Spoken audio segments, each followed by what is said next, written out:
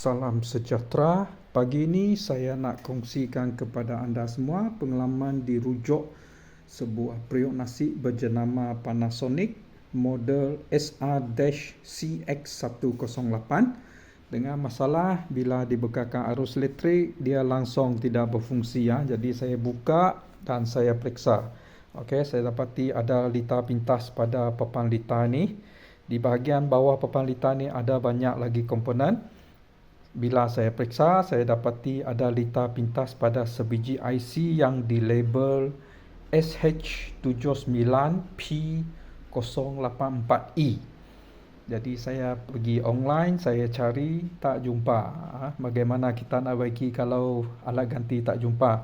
Okey, so seterusnya saya nak confirm lah cuma IC tersebut yang mengalami masalah. Sebab apa? Saya takut power IC ni ada masalah sebab dia langsung tidak berfungsi, tidak menyala. Okey.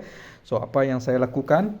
Okey, di sini ada kabel dari skrin kepada papan litar ni, ada wire yang dilabel VDD. Okey.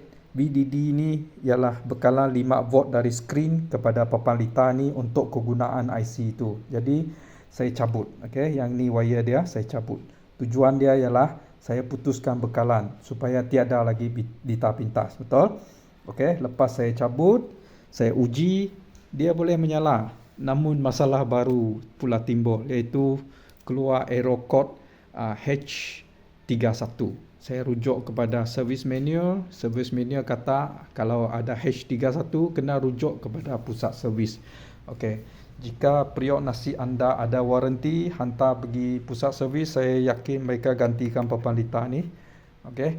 So, saya nak tunjukkan kepada anda bagaimana H31 tu. Saya bekalkan arus elektrik. Okey. Lepas dibekalkan arus elektrik, lampu menyala.